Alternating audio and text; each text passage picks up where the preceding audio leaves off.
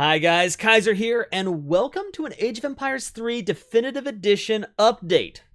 It is October 18th, 2022, and they have come out with a really exciting patch. They have changed an awful lot, and I just finished recording my own reactions and breakdown of the various balance changes to the civilizations, all the new things that they're adding to the game, including a reworked Ottoman Empire. The Turks are looking very interesting with this latest update to Age of Empires 3.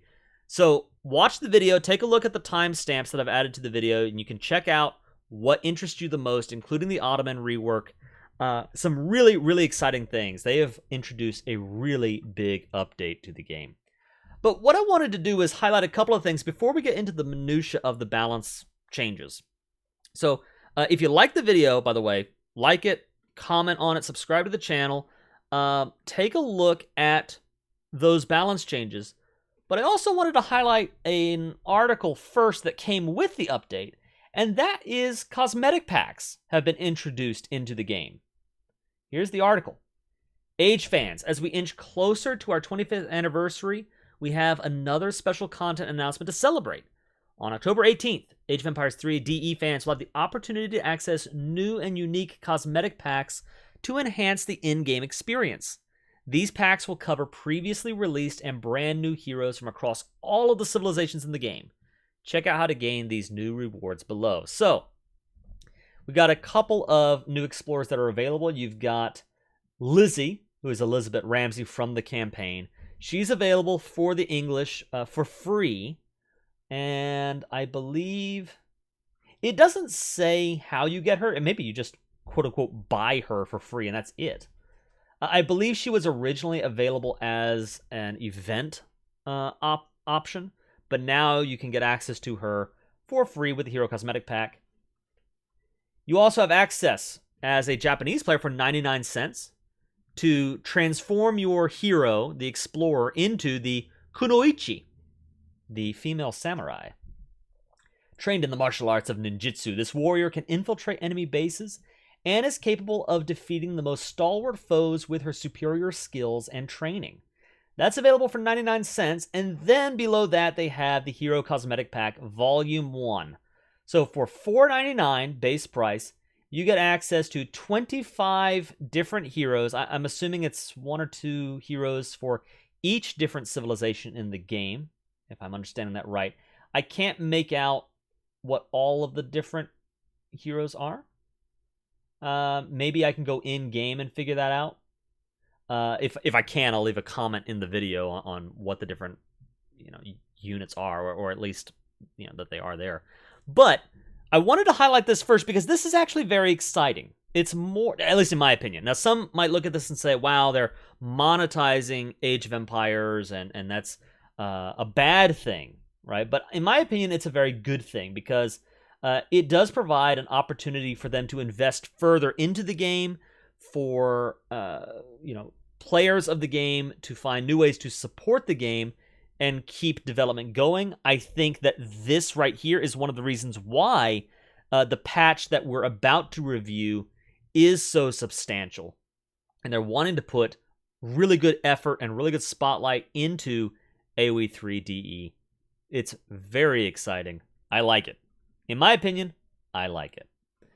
Also, before we get into the patch notes, I did want to highlight at the very end of the patch notes what's on the horizon. They say, look for our big update next spring.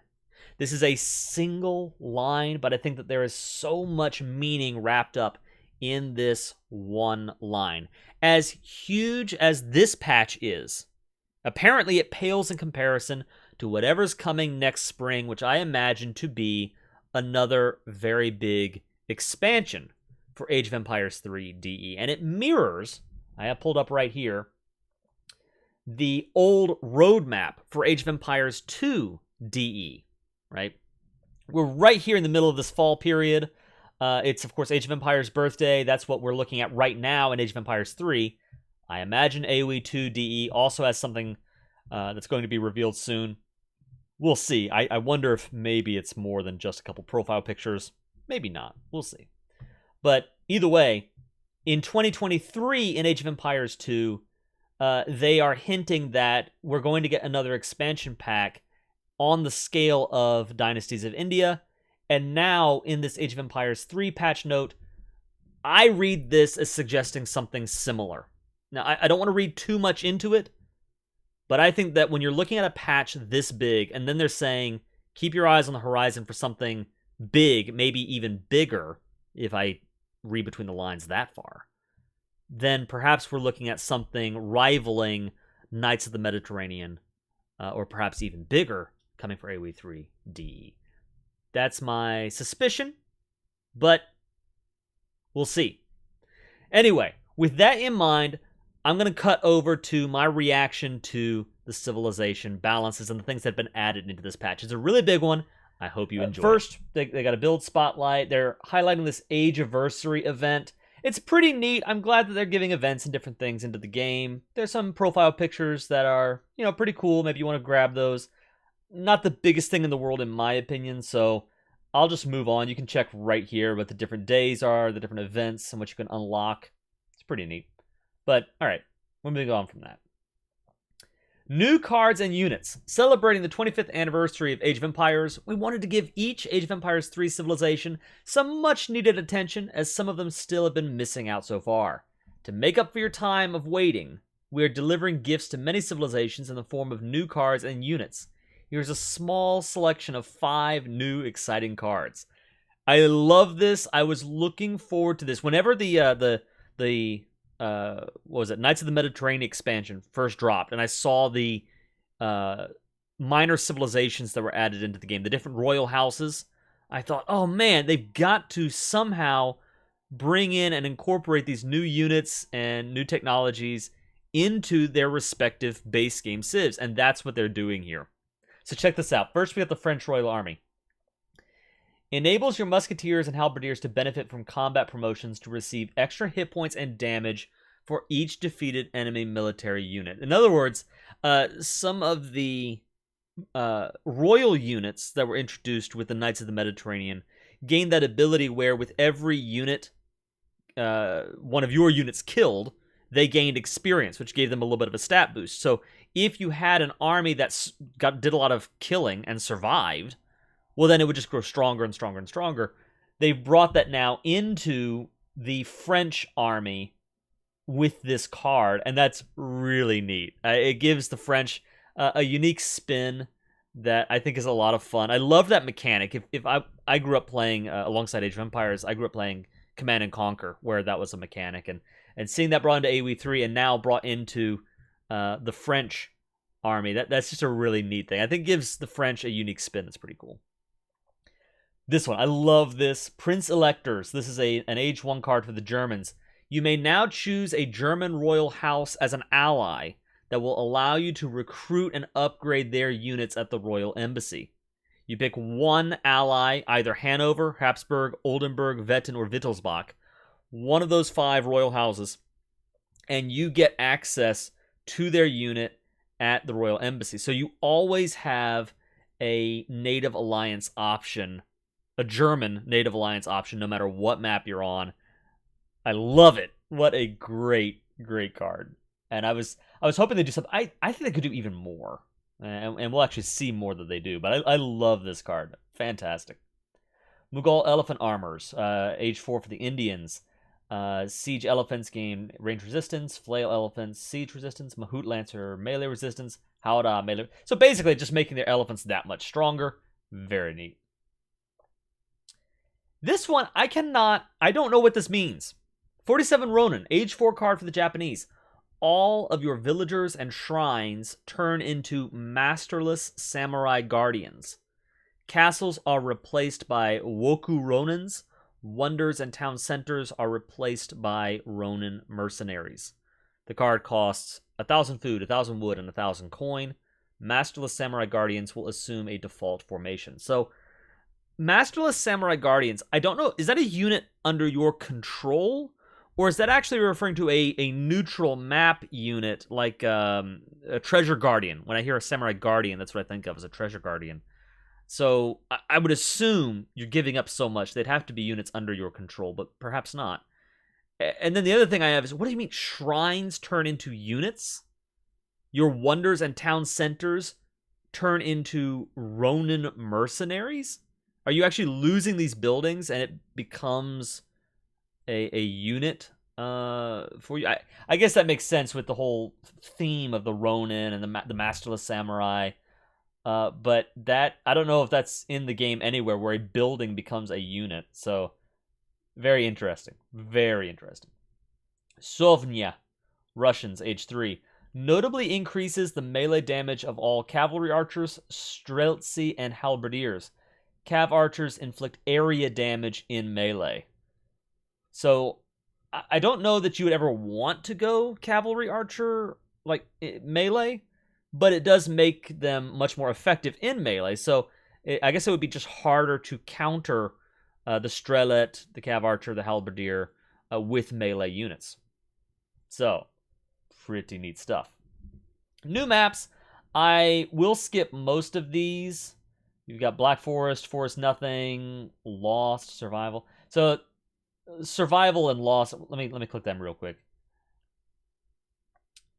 You are lost in a mysterious, uncharted wilderness without even the resources needed to establish a town. Snow or desert, land or water, trade routes or natives or both. You never quite know what you're going to get. It is crucial that your starting hero unit remain alive, and as always, expect the unexpected. That sounds like a lot of fun. I'm guessing what you're supposed to do is use your explorer in order to find treasures and gain enough resources in order to build your town center and actually get your starting economy going. That's pretty neat. And then you also have, similarly, survival. Players spawn into a nearby empty map with only a few villagers, a shipment from their home city, and their first town center. Defeating the enemy will require a unique deck and strategy. It's a barren, mysterious region, very few resources on the map, no hero or scouting units. No natural resources are present on this map. Oh my goodness. That's different. That's very barren indeed. You would need a very unique deck in order to win that one. I guess you wouldn't need it, but you'd be well served to have a survival deck for that map alone. Interesting. A bunch of game updates, which are great. UI updates. These sort of things, I'll skip over them for right now. Other than, I do want to highlight these. These are fun. Hero names. Added a randomize button to the Edit Home City menu in the top right that will randomize your hero name. I love that. I wonder if it's going to be random based off of the civilization. So, for example, if I'm playing the Germans and I randomize my hero, will it pick from various German names, or is it going to just pick various names, random names, completely? Right? Is it a global list for all of the civs? And then deck names. Decks can now be renamed upon double-clicking them in the deck list. Love it. Absolutely love it. Photo mode. This is big for me. I like making thumbnails in photo mode. We now have access to, I believe it's sunset and night are new, as well as sunrise and day. Sunrise, day, sunset, and night. Very, very cool. All right, here we go. Civilization balance. And let's take a look. I'm skipping a lot of the general civilization balance elements and just jumping right into what they're changing as far as the different civilizations are concerned. But as you can see, here's what I want to highlight, even before we get to the civs. Notice how much they are changing and tweaking. And that's just a snapshot before we even get into the particular civilizations. This is a sign to me that they're doing a lot for the game with this patch. This is a massive patch when it comes to additions and changes. That excites me. That's just really, really cool. Let's see. Generic cards. Fencing school. Anything that's interesting. The Assassins now also unlocks a charged rifle attack, I assume for your spies, that can only be used against heroes and mercenaries. Assassins wield swords instead of knives. Very cool. Agents now also unlocks a charged pistol attack with lower bonus damage that recharges more quickly. Agents wear a slightly fancier coat. Alright, so we have unique cosmetics, I suppose, for where you upgrade from, was it spy into assassin into agent? Neat. I assume that's what's going on. All right.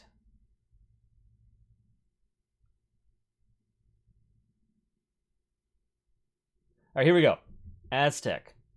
All right, Eagle Runner Knight. Range resistance reduced. Train time improved to 34 seconds. I'm not super familiar with the Aztec, so I'm not going to spend a lot of time just going over there. Plus 10 here, minus 10 there. The British. The rocket now inflicts a 1.5% damage modifier, or 1.5 times modifier to infantry. Longbowman, range attack reduced to 16 from 17, a little bit of a nerf to the longbowman. The Thin Red Line. It's a Glorious Revolution card and age 2. Infantry speed decrease reduced to 10% from 25%. Hit point improvement remains unchanged. Love this. The Thin Red Line tech, for me personally, I like it, but it was always so devastating to lose 25% of your movement speed. It made me hesitant to actually pick it up. And that in turn made me hesitant to ever pick up the Glorious Revolution card, to spend the resources to pick up Thin Red Line. Why would I do all of that just to receive such a malus on top of the benefits that it brings? Now that it at least reduces their speed to only 10% reduced, that's better. So I like it. Rogers Rangers. It no longer replaces Longbowman cards with Rangers cards. And then the Queen's Rangers in age 4. This tech now also replaces Longbowman training with Ranger training in the barracks. Very, very exciting. So I guess that's just a permanent, like, you're basically just swapping out your Longbowman for Rangers permanently at that point. Which is cool. I really like the Ranger cards, the Ranger unit over the Longbowman. The Longbowman is a unit that, for me personally, I get the wink and the nod to Age of Empires 2, but it never quite felt right making the switch over into Age of Empires 3, the time period. It technically fits, but it never really felt like it fit to me as a unit. So I like that they're bringing in the Ranger more and more as, kind of a regular unit in the English roster. At least if you have the right cards to tech into it. The Guard Pikemen and the Imperial Pikemen are no longer available by default due to the absence of a Royal Guard upgrade.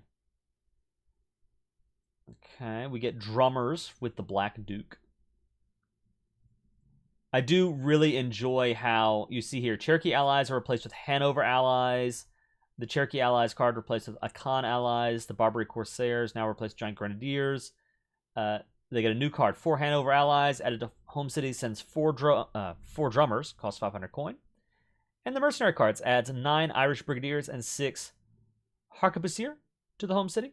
Here's what I want to highlight from that. Without getting into the specifics of the units and all that, what I love, once again, is they're using these units they introduced with the Knights of the Mediterranean and actually bringing them and enriching the base game civilization with these options. Of course, the real-life English royal house came from the House of Hanover, if I'm not mistaken. And I want to make sure this is where someone in the comments is going to be, like, you idiot. No, it's actually this other unit. But if I remember correctly, the current monarchy in England comes from the House of Hanover. Yeah, I'm just going to leave that there, and someone can leave a comment telling me I'm wrong if I'm wrong. Anyway, moving on. Chinese. Let's see. Yeah, we'll skip them. There's not a lot there. The Dutch. I love this. Let's see. Civilization. Removed 50 food from starting crates. Okay, a little bit of a nerf there. The Envoy inflicts 50% less damage against heroes and villagers in the Exploration Age. Specified in the unit tooltip that this unit benefits from villager upgrades. Interesting. I didn't think the Envoy did any damage at all. I guess it does. It punches. Well, that's kind of nice that I did not know the Envoy benefited from villager upgrades. That's cool. And here we go. This is what I love. I am really big into aesthetics. I am big into making these civilizations, especially the original European civilizations, diversifying them, making them appear unique, making them feel exciting to play. And that comes not just from actual stats and gameplay and strategy, but aesthetics and how they look and how they feel. I really love this. The Settler. This unit is now called the Merchant for the Dutch to do justice to its unique coin costs, coin gather rates, and build limit. The unit visuals and portraits have been updated. That is just awesome to me. I love that. I love seeing them dealing with the aesthetics of the game and just slowly but surely modernizing and adapting the AoE3 civs, those base game civs. I love that. I want them to do more. I think that's fantastic. By all means, in my opinion, I vote for put the pedal to the metal and go even further when it comes to updating the look of these civilizations. But that's really neat to me. So they're now merchants. Let's see. A bunch of new cards, tweaking of cards. Some really exciting stuff if you're a Dutch player. Flemish Revolution. Ha ha ha. The AoE2 player in me rejoices. All your villagers join the rebellious Flemish militia and turn into halberdier.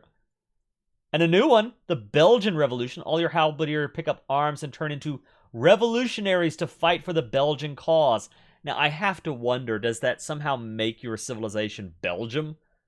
Or, like, do you get a new Belgian flag? Probably not. I'm guessing if it's a card, they just turn into revolutionaries, even though you remain as the Dutch. Mercenary cards. Add 9 Irish Brigadiers, 6 Bosniaks, 7 Mounted Riflemen. Native unit cards. Add 9 Habsburg allies and 9 Wettin allies to the home city. Or Wettin allies. The Inventor's gone, replaced with the Royalist. This new Imperial Age politician delivers 17 line infantry. The Ethiopians. Again, I'm not super familiar. I've not played much with any of the African civilizations. So the Ethiopian and the Hausa. I'm not familiar deeply with their roster, their play style.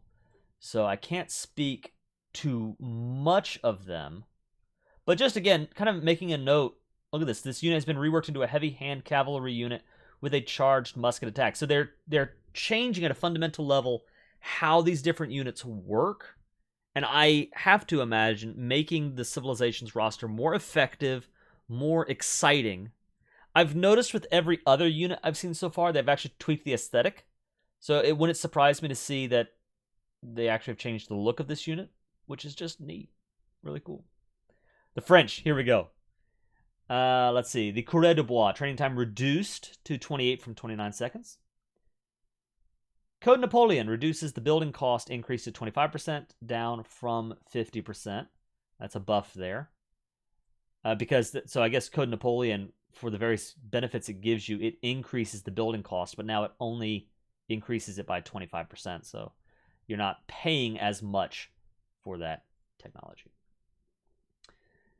The Grenadier Church Technologies. These techs will now send powerful grenadiers instead of regular ones, and instead of granting direct grenadier upgrades, they will give you these unique features. The Young Guard in Age 2 now fully upgrades Grenadier in the Artillery Foundry instead of researching Vet Grenadiers.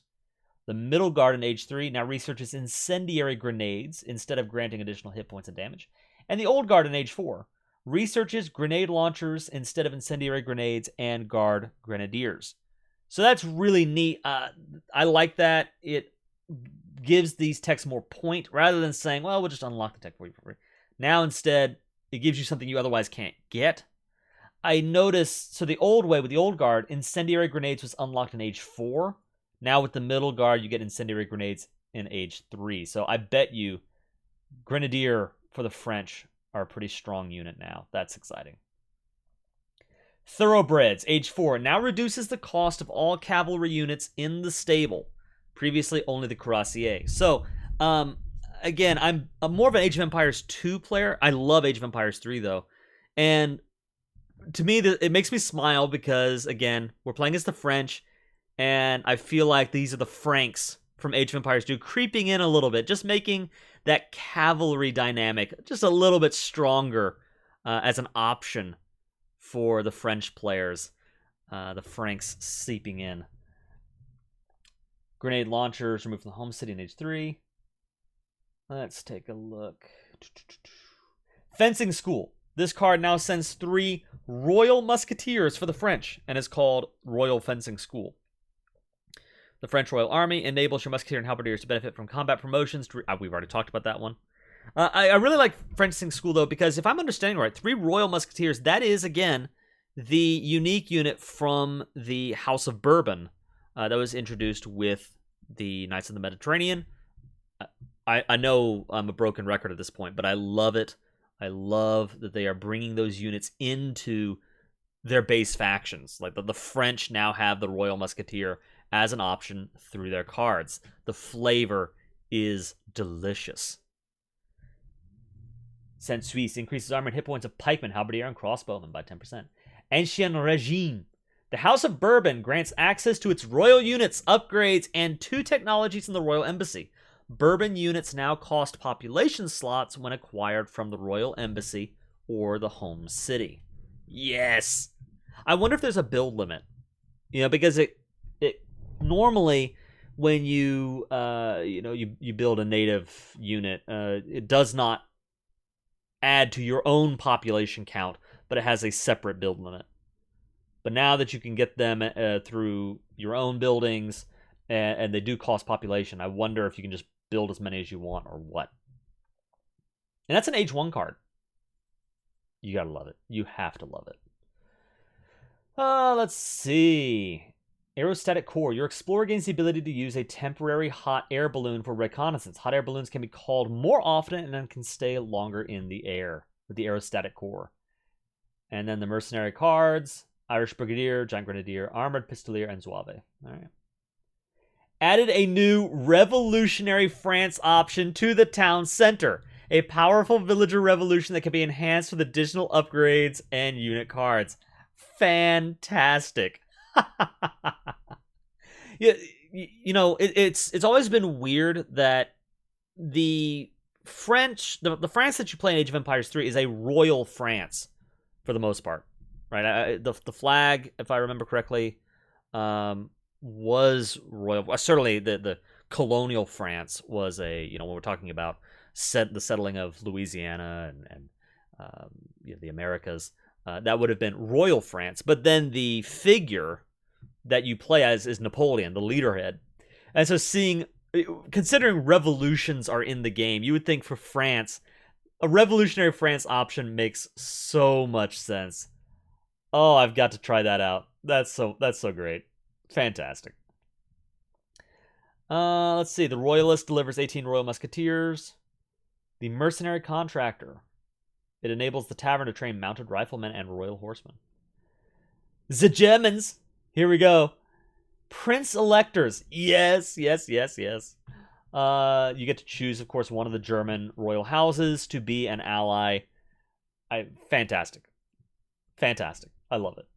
And I'd imagine, too, beyond the flavor, and I'm all about the flavor, but I imagine it opens up quite a bit of strategic flexibility, too, because each of those houses would give you a different unique unit, different technologies, and you might find yourself saying, hey, in this matchup, I need a better light cav, right? So I'll pick this unit. Or I need a better rifleman, so I'll pick this unit, right?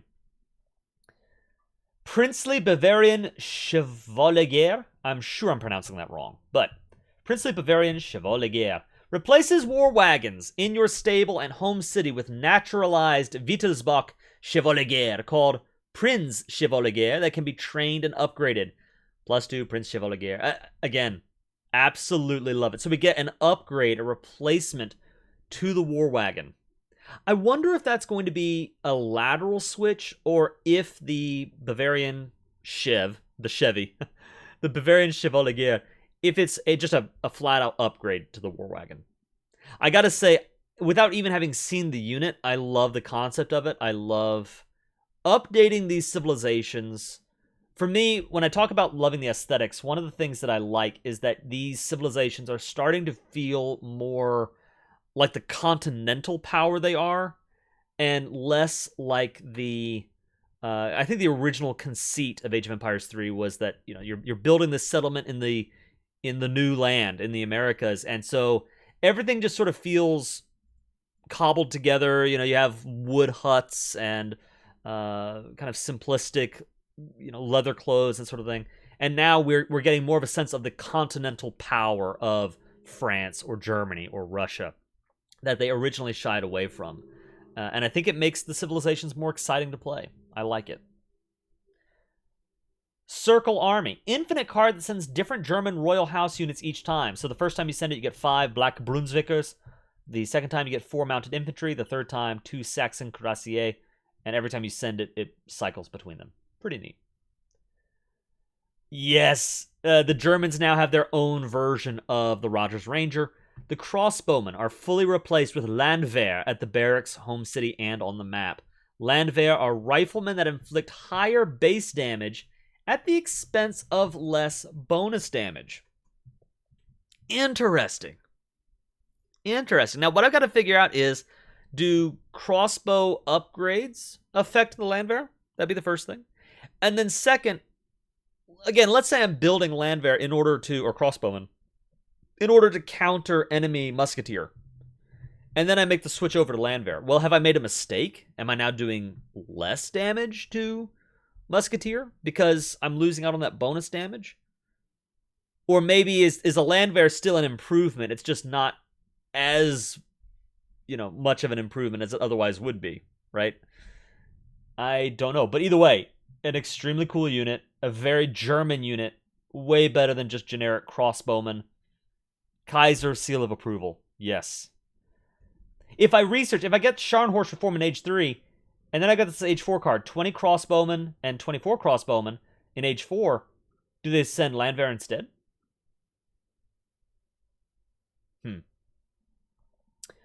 Mercenary camps in Age 3 upgrades the taverns into mercenary camps that can be built in higher numbers and offer a fixed assortment of German mercenaries. The added mercenaries are Landsknecht, Jäger, Giant Grenadier, Black Rider, Pandur. 1 mercenary camp roughly equals half a tavern. Build limit increased by +3. I really like that. One of the things, when I think of this time period, as an American, I guess I think of the American War for Independence or the Revolutionary War. And I think of course you have the colonists, you have the English, and then you also have, as maybe, well, of course you have the French as well coming in ultimately and helping to decide that war in favor of the nascent United States. But, or the surgent, the burgeoning, the developing United States. Anyway, you get what I mean. But one other faction that I think of are the Hessians, the Hessian mercenaries that played a significant role. And the fact that at this point in time, German mercenaries were so profligate. It's really nice to... I see that kind of thing being referenced here by the fact that as a German player, you have access to now the mercenary camp option, which gives you a bunch of units. And I think makes... Germans already had a good mercenary game plan based on my understanding of the meta. So it seems to be that much stronger now with access to these units. Witchhammer sends 3 Inquisitors. Allow the hiring of Inquisitors from taverns, town centers, churches, and outposts. Fascinating. I don't know what Inquisitors really do. So I think I made a point of that when I had the video on the Age of the World mod on the Jesuits. They have access to the Inquisitor unit, and just the description really doesn't give me a sense of what they actually do. So are they like priests but better? I'm not sure. Death Ride. Just the name of that. Just the name of that card makes it amazing. Death Ride. Age 4, 1,000 food. Replaces all existing Uhlans, which of course you've been collecting over the course of the game, shipping cards. Replaces all existing Uhlans with Guard Totenkopf Hussars, consuming only 1 population slot.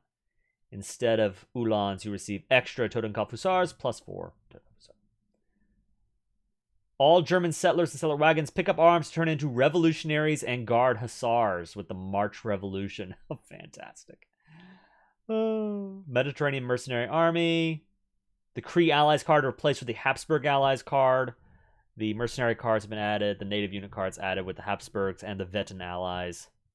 Yes. Yes. Love it. Absolutely love it. The Black Duke. This new Imperial Age politician delivers 16 Black Brunswickers. Yes! I love it. I love it. I'm a big Germany player, and I'm really excited to play with those cards. That should be a lot of fun. Elder Nishani. Let's see. The Musket Rider now has 20% range resistance, so a nerf there. And their anti-artillery multiplier has been increased to 3 times, down from 2.5 times.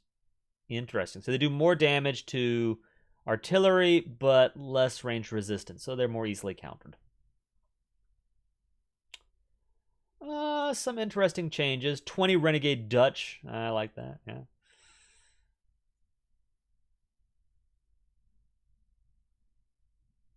Let's see. I'm gonna kind of skip through some of these again. The House, I can't speak very much to what they do. The Indians, yeah, I don't really know a lot about their deal. Other than what I already mentioned, of course, is that they seem to be tweaking a lot, changing a lot, making them stand out to be more unique, perhaps leaning more heavily into their elephant units.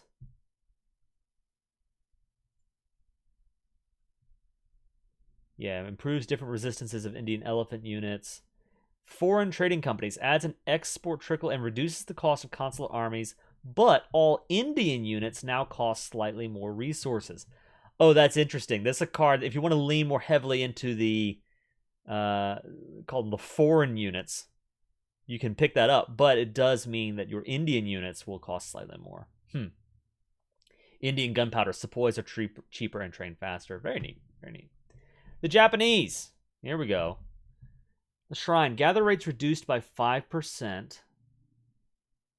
The Monk may now reconstruct destroyed dojos after sending either dojo card from the home city. I like that. I've played enough Japan to know that that was kind of frustrating. You lose a dojo and it just stay gone, and now you can reconstruct it. It feels like that's a very good change. Samurai costs slightly less. Nice. Ashigaru. Shock infantry multiplier on their melee attack is increased to this number, 2.625 times from 2 times. This one, 47 Ronin. I don't know what that does. That's wild to me. Let's see. Lakota, a lot changed here.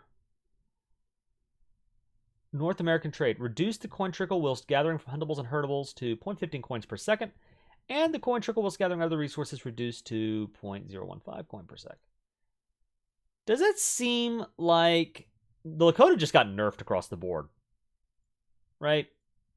Based on, I'm just glancing quickly, it seems like almost everything here with the Lakota is a nerf.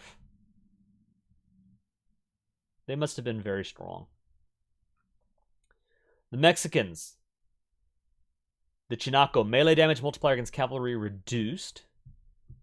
Alright. Again, most of these are stats, numbers up and down, which I love, but I'm not wanting to really spotlight per se. Here we go. This is what I wanted to highlight. The Ottomans. Salam. To celebrate the arrival of the Ottomans in Age of Empires 4, we've given the Ottomans in Age of Empires 3 a thorough makeover. Very, very cool. Here we go. The Abus Gunner, which used to be called the Abus Gun. Ranged resistance has been improved to 25%. Rate of fire improved to 3 from 3.5. And range damage reduced to 36 from 40. To accommodate for the faster rate of fire, the range damage multipliers have been changed. So they do more damage to heavy infantry, less damage to light cavalry, more damage technically to ships. 0.5 times damage to heavy cavalry, changed from all cavalry. Shock infantry, artillery. 0.3 times to villagers. Okay, so in other words, what I'm reading is, just kind of snapshotting this, they do even more damage against heavy infantry. So they fill that role of the skirmisher even better, but they're really not as effective against light cavalry. They are definitely not effective against heavy cavalry. They are more easily countered, but they do the job they're supposed to do even better, right? At least against heavy infantry. Let's see. So they got a new unit portrait. Pretty cool. Pretty cool. I like it. They have a new unit, the Azap in Age 2. It is an anti-cavalry unit to Ottoman barracks. The Azap is a heavy anti-cav infantry unit that costs 40 wood and 40 food. Next to a halberd, it is also armed with a bow to counter light cavalry at range. Oh, isn't that just fantastic? So it's a spearman that has a ranged attack in the event that they come under fire against, light cavalry. So I'm guessing, let's take a look at this range attack. It's only 8 damage, but it does, wow, that's a 4 times multiplier against light cav. So these guys are going to be really effective, not just against Hussar, but also any kind of light cavalry, cav archers, mounted cav gunners, whatever you want to call them. Ranged cavalry, melee cavalry, the Azap has you covered. Fantastic. Fantastic. Probably not that effective against, skirmishers and musketeer and the like, but they can engage from range. So at least there's that. The Settler. This unit is now called REWORK for the Ottomans to do justice to its unique training and build limit mechanic. The unit visuals and portrait have been updated. Fantastic. Absolutely fantastic. They've lost the Hussar because they have a new unit with an incredible helmet. What is this headpiece? Wow. The Delhi is the new unique Ottoman Hussar. Compared to a Hussar, it has increased movement and attack speed, but less damage and hit points. Cards and effects for Hussars now apply to Delhis. The new Royal Guard upgrade is called Rumeliots. Wow. So, okay, it's like a Hussar. It moves even faster. It attacks even faster. Less damage, less hit points. And what I'm reading from that is the ultimate raiding unit, right? A very, very good raiding unit, but probably even worse than the regular Hussar if it comes to a head-to-head battle against other units. You don't want these guys as your meat shield. You want them to use their superior movement speed to run away and strike the enemy where they don't want to be hit.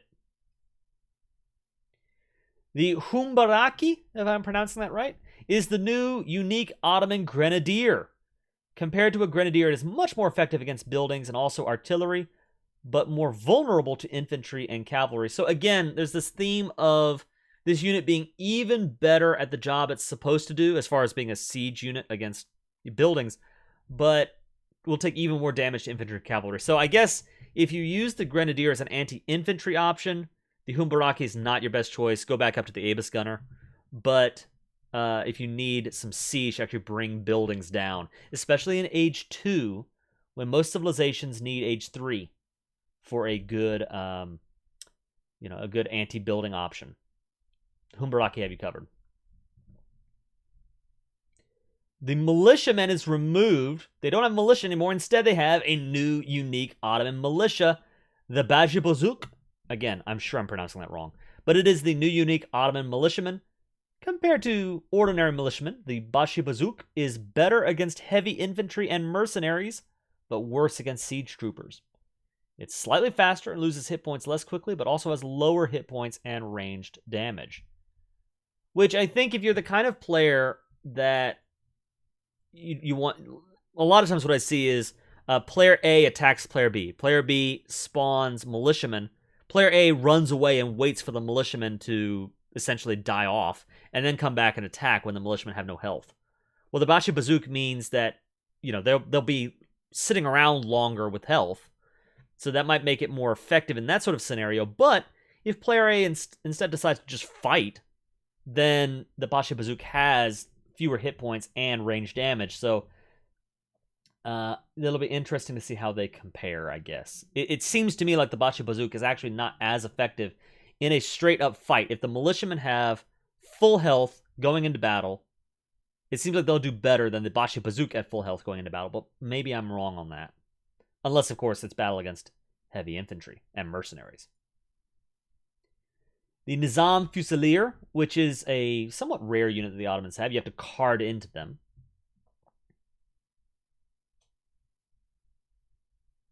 Let's see. Text. New Order Infantry. You have to get the Palace Intrigue card in Age 2. It's moved to the Fortress Age. Instead of improving heavy infantry train time and their melee bonus damage against heavy cavalry, Instead of doing that, this tech now allows you to retrain up to 15 Nizam Fusilier in Age 4 from your barracks. So, if I'm remembering correctly, Nizam Fusilier at once upon a time was only available through the card system. If you lose the cards, then that's it. That's all you got. Now, you can actually pick this card once, and you can just train Nizam Fusilier, at least up to 15 of them, as often as you want. That's pretty neat. The Imam. It's a Commerce Age politician. Costs 900 food and delivers 1 mosque wagon, 1 Imam, and 150 coin. Mosque build limit is also increased by 1. Very neat. Bunch of cards. Let's take a look at this. Now, you'd have to imagine we've got the new Turkish minor civ brought in here as well. A bunch of renames, which are really neat. Let's see. The Fanar, here we go. Native unit cards. Added 9 Fanar allies, 7 Fanar allies, 7 Tengri allies to the home city. Fantastic. Yes. The Portuguese, who, again, I put out a video suggesting that the Portuguese were the ultimate civilization for an Age of Empires 2 player to play Age of Empires 3. I did hear from a lot of people saying, yeah, but, the Portuguese, they're weak right now. They're just not built right for Age of Empires 3. The game is too fast. The town centers don't really... It takes too long for them to kick in. They're considered weak in the meta. I wasn't sure about that, at least at my level of play. I don't know that I get punished that badly for picking Portuguese. I like them. But we see some pretty interesting upgrades here to the Portuguese. Let me see. The Feitorias. So this is a new card. In Age 1, it causes all of your town centers to slowly generate resources. So I love this. In Age of Empires 2, currently, as of this recording, Feitorias is a separate building that you build as the Portuguese that generates resources over time. I have heard some people in Age of Empires 2 complain about the Feitoria and suggest that it needs to be changed, that the Portuguese need some tweaking in order to make them a more interesting civilization. And I have wondered if in Age of Empires 2 they might change it to something like your starting town center generates a small trickle of resources, from the beginning of the game, and maybe it changes with age up or something like that, or something like that. They might change the whole concept of the Feitoria around, and I don't know if this signals that they'll do something like that in Age of Empires 2, but I do really like the idea in Age of Empires 3, especially because as the Portuguese, they're already so strong about spawning in a bunch of town centers and going into the economy. This gives them even more reason to want to get those town centers down. I like it. Makes your economy even stronger. You get even more organ guns with your cards. Let's see. New cards. Constable improves the hit points and damage of all Portuguese melee units. Grape Shot improves organ guns' rate of fire and area of effect. Carex improves caravel hit points. Naval Infantry enables Portuguese warships to train infantry. So the Portuguese are considered strong on water maps. This, of course, makes them even better at that. The 4 Mamelukes card has been replaced with 8 Armored Pistolier. The 9 Barbary Corsair card replaced with 8 Landsknecht. 15 Barbary Corsair card replaced with 24 Akan allies. 8 Cannoneers added to Home City. 8 Wooden allies added to Home City. All right.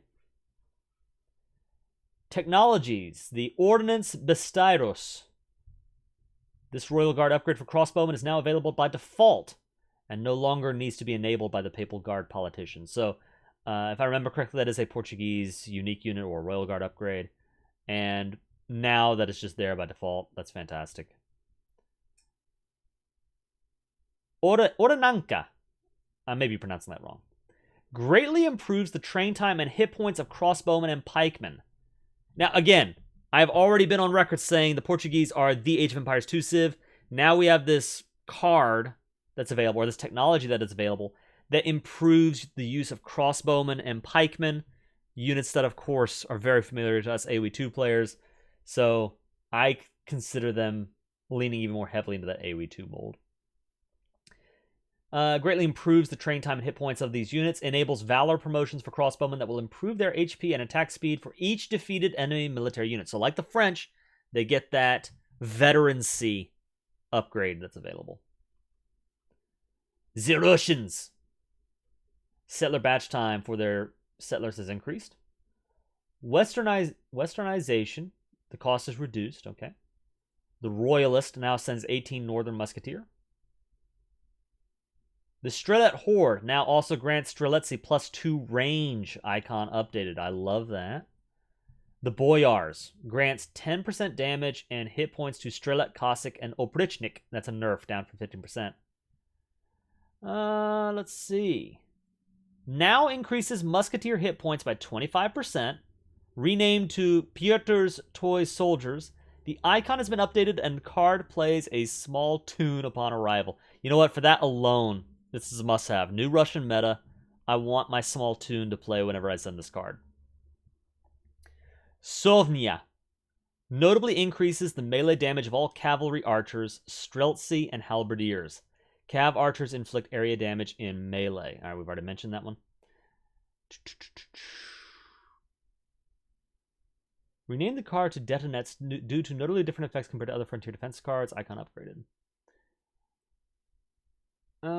Let's see. The 12 Ninjas card has been replaced with Infinite 12 Oldenburg allies. That makes sense.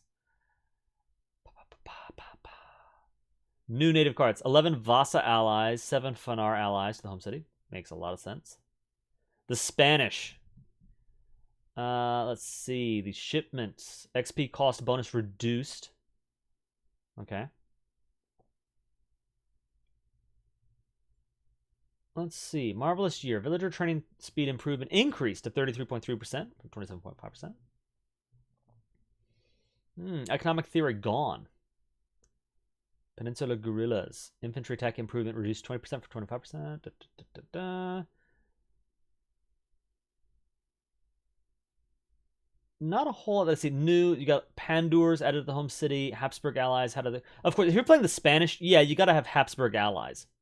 It's one of the most fascinating things about the time period is how the Habsburg controlled both Austria and Spain, and sort of the interlinking between those two civilizations is fascinating. So, yeah, I like that a lot. The Swedes. Now, you got to love this. Take a look at this. The Hakkapelit. This unit has been reworked into a light-ranged cavalry unit to give it a clearer role next to Hussars. So again, a pretty fundamental change to how the unit works. And I love seeing this kind of this level of tweaking with the different civilizations. It's one of the things I love about AoE3 DE is the adventurous changes that I see in the different patches and the willingness that they're willing to go to toy with the fundamentals. It's exciting. I want to see. I love it. I love it absolutely. The Blackberries card may now be sent infinite times. Interesting. Platoon fire. Carillion cavalry bonus damage improved.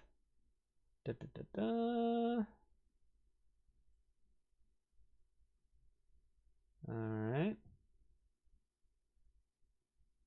Wow. Take a look at this. Great Northern Forests. Tremendously improves your torps at gathering wood by enabling them to gather from more trees simultaneously, as well as further away trees. Also, all existing torps also spawn 3 trees. Originally, they only spawned 1 tree and torps did not gather from multiple trees. So, this card will now mean your torps gather wood way faster than they otherwise would. This is an infusion of wood. Very nice. 4 copper mines may now be sent infinite times. Effect updated to ships 4 prospector wagons, ships 2 thereafter. Card renamed to Osmond Process. Interesting. Interesting. I wonder how, infinite shipments of this card, how does that compare to just having, a factory or 2 set to gold? Is it, worth it? Because you do collect from mines faster. You've already got those mine upgrades from your settlers. So I imagine that this might give you gold at a faster rate than factories would.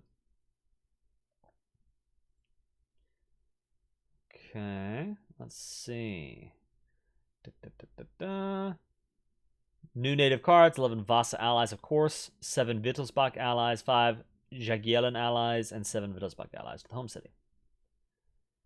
The Royalists now send 17 mountain troopers. The U.S., I've seen this as pretty much a flat nerf. You do start with 100 more food. That's nice. But the militia, they have less damage. They have range resistance decreased. The group bonus cap has been reduced. The inspiring flag bonus damage of Moultrie's militia down to 7% from 9%. Settler limit has been reduced. The sharpshooter damage has been reduced. The state capital wagons now take twice as long to train.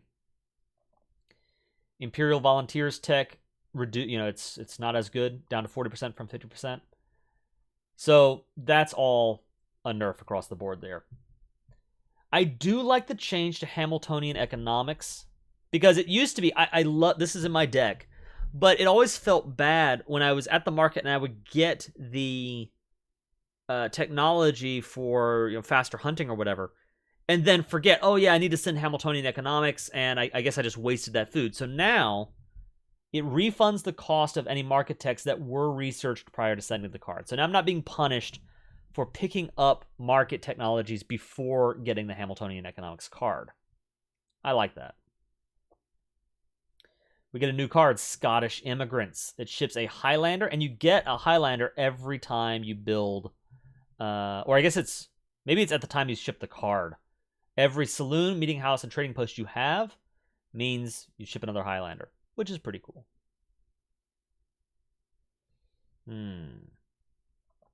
This was big. There was some glitch where the Indiana Mammoth improvement combined with the statehood, state capital tech meant that you were able to tech up much faster than anyone expected. So that's been fixed, which is nice. Kentucky Hunters ships 1 sharpshooter per shipment sent in the game, down from 2. Resource costs have been removed, though. So probably a nerf, but there is a silver lining there. Texan Forts nerfed. The Alamo. Destroyed buildings now spawn 25% less Minutemen. The card no longer affects destroyed units. U.S. Marines. I think that's a nerf. It's when the Marine dies, the enemy gets 14 bounty, if I'm understanding that right. Yeah, I think that's just a nerf for the U.S. Unless I'm missing something, and I might, but pretty sure this is just a nerf for the U.S. The Maltese, fixed guns, slightly improved. Again, some stat changes here and there. The Italians, the Bersagliere has been nerfed a little bit. The stun does not last quite as long. The ally speed increase, not nearly as long. Or not nearly as, not as long there. So, let's see. And that pretty much covers it there with the Italians. I have one last thing I've got to highlight. That's the modding. Take a look at this. Fame resource can now be displayed globally in the main game UI by setting display fame to 1 in civs.xml or civmods.xml, which is pretty cool. So that means that you have the ability now to show this additional resource in the HUD, if I'm understanding that correctly, which is exciting for mods where certain civs want to add an additional resource or something. I see potential there. I may be misunderstanding what this means, but in items like this, I see more flexibility given to modders. Another one that I see is adding new unit types is now possible through the unittypes.xml data file. Additive modding for this file is available through the unit types mods.xml using unit types mods as a root node. Again, that's not going to make sense to most of us, but for those of you who are modders, this kind of thing is exciting. There's also active modding for damage bonuses.xml, which is pretty neat. Damage bonus mods.xml, very nice. Restored functionality of YP use big button 2 and YP use big button 3 tech flags for the usage of additional big button UI slots.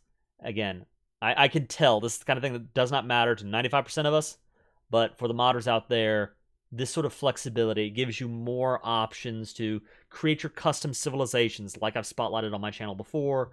the pirates, the Barataria pirates, the Jesuits, the Canadians, these different mods. It gives you more flexibility to do more things and go further with your new civilizations or with your modded civilizations of the base game civs. It's pretty exciting. A mod that changes any of the sound XML files will now cause the data to be hot reloaded. This means that when an audio mod is enabled or disabled, the game doesn't need to be restarted for the mod to have effect. That's a small thing, but very nice. And I think that covers it as far as my review of the notes so far. Guys, thanks so much for watching this. I hope you enjoyed it. I'm really excited. One more time, I'll just say it.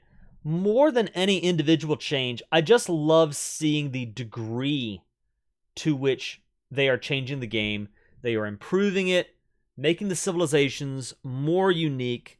Clearly, they are going hard into AoE3. They are invested. This is by no means a small patch, and there's even more on the horizon. I hope you enjoyed the video. If you did, like it. Leave a comment below. Let me know what you're most excited about. For now, this is the Iron Kaiser, signing off.